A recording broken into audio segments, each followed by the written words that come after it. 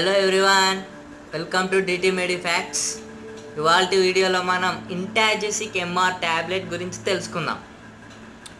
Okay, ఇంటాజెసిక్ MR ఇది ముఖ్యంగా muscle pain కోసం వాడతాం. కండరాల నొప్పి ఉన్నవారు దీన్ని వాడచ్చు.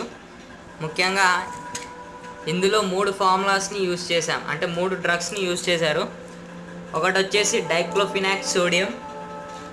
ఇది ముఖ్యంగా డైక్లోఫినాక్ సోడియం వచ్చేసి మజిల్లో ఎటువంటి పెయిన్ ఉన్నా దీన్ని తొలగిస్తుంది.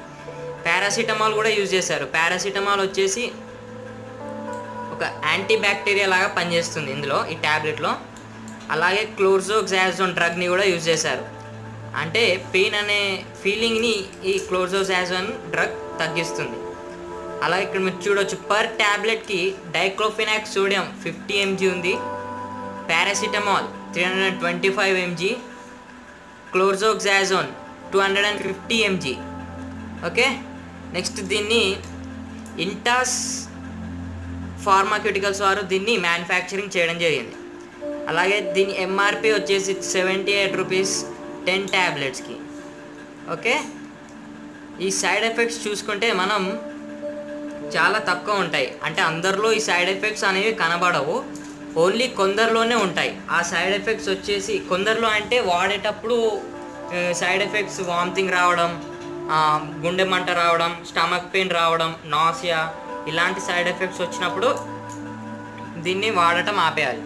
అంటే ఈ సైడ్ ఎఫెక్ట్స్ అనేవి చాలా, అంటే 100%లో ఓన్లీ 99% ఇది చాలా మంచి ట్యాబ్లెట్ అని చెప్పొచ్చు.